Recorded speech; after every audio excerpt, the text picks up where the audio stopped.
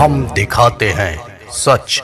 नमस्कार, आप देख रहे हैं 11 बिहार न्यूज। अभी हम आए हुए हैं, यह कुर्था प्रखंड का जो है से कोनी गांव है। यहाँ पे एक भवन जो है से तैयार हो रहा है, जो एक विद्यालय है, जिसका जो है से उपयोग जो है से बच्चों को पढ़ाने के लिए किया जाएगा। दारोगा गुरु कहे जाने वाले गुरु रहमान सर के द्वारा यह गुरुकुल की स्थापना की जा रही है, जहाँ क्षेत्र के जो है से गरीब शोषित दलित जो है से बच्चे आकर के यहाँ जो है से शिक्षा ग्रहण करेंगे और अपने भविष्य का उज्जवल करेंगे। इसको लेकर के जो है से गुरु रहमान सर भी आए हुए हैं, क्योंकि आज इसका जो है से पहला फ्लोर का जो है से ढलैया है। और रहमान सर से हम बात करेंगे, यह क्या बताते हैं और क्या लोगों को जो है से हम लोगों को जानकारी देते हैं। रहा है और इस क्षेत्र में आप शिक्षा के लिए स्कूल खोल रहे हैं, इसका क्या दृष्टि है, क्या इसका? देखिए, एक स्कूल खोलना हमारा सपना था और स्कूल के लिए पैसा चाहिए, और उतना पैसा चूँकि मैं गरीब अनाथ असहाय दिव्यांग ट्रांसजेंडर सहित के परिवार को बिल्कुल फ्री पढ़ाता हूँ। लेकिन इसी बीच में रजनीश के माध्यम से हमको बर्जेश जी से भेंट हुई और बर्जेश जी ने ज़मीन दिया और ज़मीन के पश्चात एक गुरुकुल का निर्माण शुरू हुआ। तो हम लोग जैसे मैं जहाँ से आया हूँ वह महामना पंडित मदन मोहन मालवीय का क्षेत्र है, उन्हीं का आशीर्वाद का प्रतिफल रहा है। वो भी चंदा पर बन गया था, पूरा बनारस हिंदू विश्वविद्यालय चंदा बना था।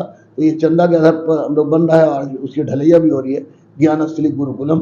तो यह हम लोग का एक सपना है, एक ऐसा सपना जिसमें सारे भारत को सजाकर हर गरीब अनाथ असहाय के घर में कलम के बल पर क्रांति लाने का प्रयास है। मगध के बारे में लोग कहता था कि अरवल, जहानाबाद, औरंगाबाद ये सब नक्सल क्षेत्र है, फलाना क्षेत्र, ठिकाना क्षेत्र है।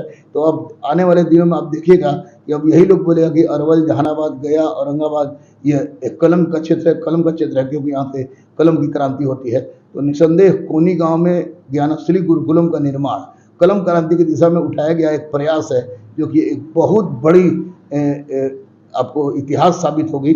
और मगध के साथ साथ तमाम हिंदुस्तान के लोगों से मेरा विनती है, अनुरोध है, निवेदन है कि यदि कलम क्रांति के बल पर अगर हम बर्जेश निकले हैं, तो वैसी परिस्थिति में एक एक मुट्ठी अगर बालू दे देते हैं, एक एक ईंटा भी दे देते हैं और एक एक मुट्ठी अगर सीमेंट भी दे देते हैं, तो इस जो गुरुकुल बनेगा वह गुरुकुल भारतीय संस्कृति सनातन से तो ओतप्रोत होगा ही, साथ ही साथ आधुनिकता का वह मिश्रण लिए होगा। इसमें लड़के डॉक्टर बनना चाहें, इंजीनियर बनना चाहें, कलेक्टर बनना चाहें, जिस क्षेत्र में जाना चाहें उस क्षेत्र में जाएंगे।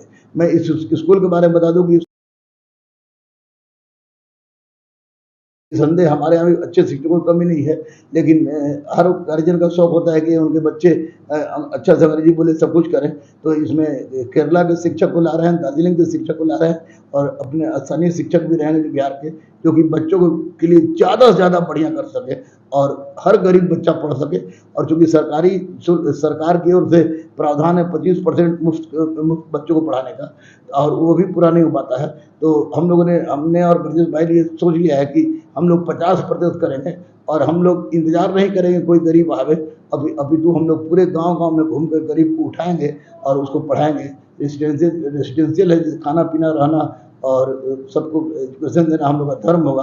साथ ही साथ 50% जो सीट होगा वह पैसे वालों को लोगों के लिए रहेगा, क्योंकि शिक्षक जब टॉप क्लास के होंगे, सुविधाएं जब टॉप क्लास की होगी, तो उसके लिए आवश्यकता भी पड़ती है। उस आवश्यकता को पूरा करने के लिए 50% सीट केवल पैसा वालों के लिए रहेगा और 50% सीट हर गरीब के लिए खुला रहेगा, जो जाति, धर्म, संप्रदाय, लिंग के भेदभाव से अलग होकर मनुष्यता और मानवता के आधार पर आधारित होगा।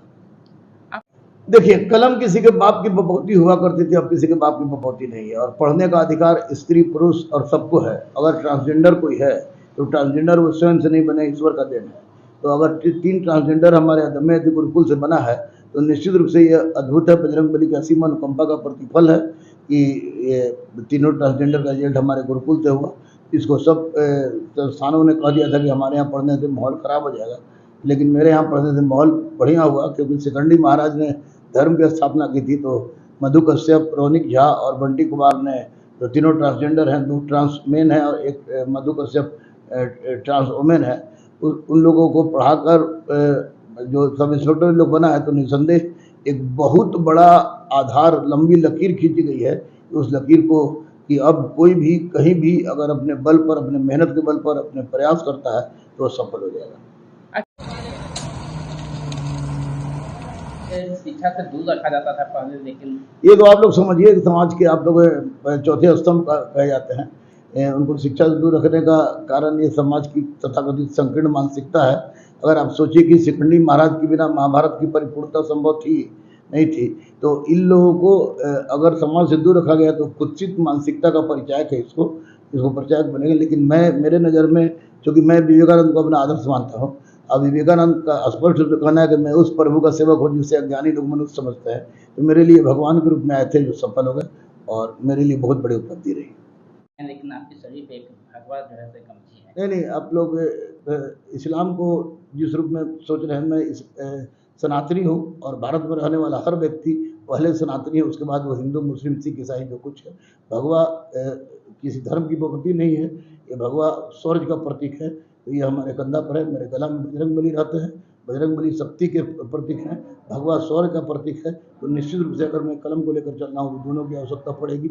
और इस्लाम, हिंदू क्या होता है, सबसे पहले आदमी मानव बने, इंसान बने और इंसान की सेवा करे, तो वही सबसे बड़ा धर्म है। कोई परेशानी का सामना तो नहीं? नहीं, गुरु की उपाधि मुझे कलाम साहब ने दिया है और गुरु की उपाधि कुछ ना कुछ सोच के दिया होगा उन्होंने। तो अगर इन लोगों को शिक्षा देने में मुझे शुरू में लग रहा था कि कोई दिक्कत होगी, लेकिन इन लोगों के मुंह से जब पता चला कि जब ये गुरुकुल में आती थी और आते थे, तो ये लोग बोलते थे कि मैं भूल जाता था कि हम लोग भूल जाते थे कि हम लोग ट्रांसजेंडर में हैं। तो परेशानी नहीं हुई, डांट भी इन लोगों ने सुना, सब कुछ किया, तमाम लोगों के साथ था। और सबसे बड़ी बात थी कि इन लोगों ने मेहनत किया और मेहनत का प्रतिफल था कि सफलता को प्राप्त किया।